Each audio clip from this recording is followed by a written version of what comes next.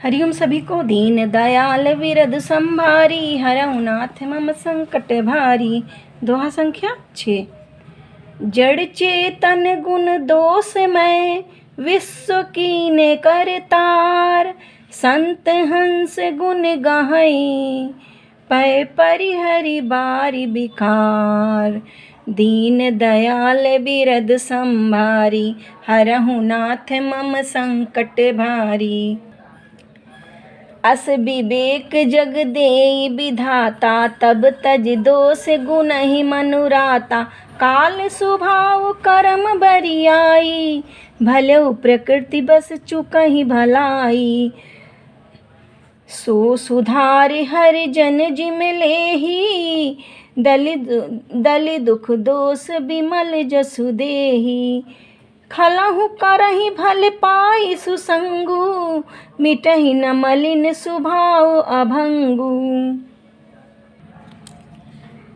लख सुबेश जग बंचक जेऊ, वेश प्रताप पूजहि तेऊ। उघरहि अंत न होई निबाहु, काल नेम जिम रावण राहु। कियहि कुबेश साधु सन्मानु, जिम जग जामवंत हनुमानु। हानि कुसंग सुसंगति लाहु, लो कहूँ वेद विदित सब काहू। गगन चढ़ई रज पवन प्रसंगा, कीचहि मिलहि नीच जल संगा। साधु असाधु सदन सुख सारी, सुमिरहि राम देहि गनगारी। धूम कुसंगति कारिख होई, लिखियँ पुराण मंजुमस जो सोई।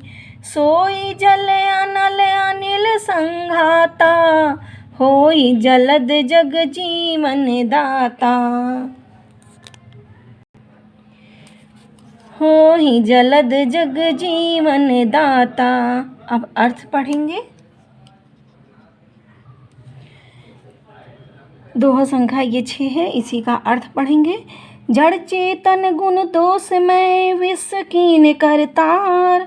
संत हंस गुण गाहै, पै परिहरि बारी बिकार। दीन दयाल बिरद संभारी, हरऊ नाथ मम संकट भारी। विधाता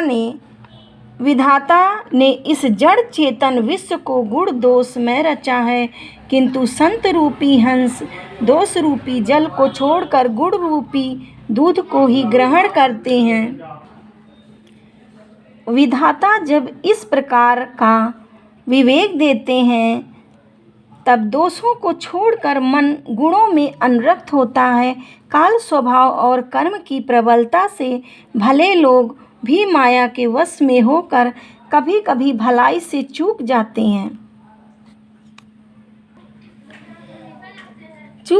हैं।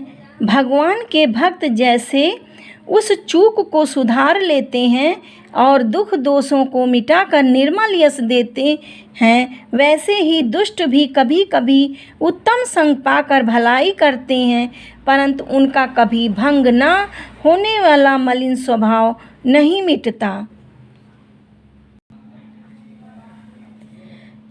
जो ठग हैं यानी वेशधारी, जो ठग हैं उन्हें भी अच्छा वेश बनाए देखकर वेश के प्रताप से जगत पूजता है, परंतु एक ना एक दिन वे चौड़े आ ही जाते हैं।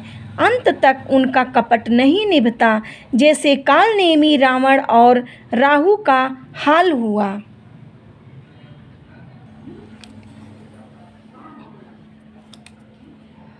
बुरा वेश बना लेने पर भी साधु का सम्मान ही होता है, जैसे जगत में जाम्बवान और हनुमान जी का हुआ। बुरे संग से हानि और अच्छे संग से लाभ होता है, यह बात लोक और वेद में है और सभी लोग इसको जानते हैं। पवन के संग से धूल आकाश पर चढ़ जाती है और वही नीच जल के संग से कीचड़ में मिल जाती है। साधु के घर के तोता मैना राम राम सुमरते हैं और असाधु के घर के तोता मैना गिन गिन कर गालियाँ देते हैं। गिन गिन कर गालियाँ देते हैं। कुसंग के कारण धुआं कालिख कहलाता है और वही धुआं सुंदर स्याही होकर पुराण लिखने के काम में आता है और वही धुआं जल अग्नि और पवन के संग से बादल होकर जगत को जीवन देने वाला बन जाता है। दोहा संख्या 6 का हम लोग अर्थ पढ़ चुके और अगले वीडियो में दोहा संख्या 7 पढ़ेंगे। तब तक के लिए आप सभी को हरि ओम सभी को।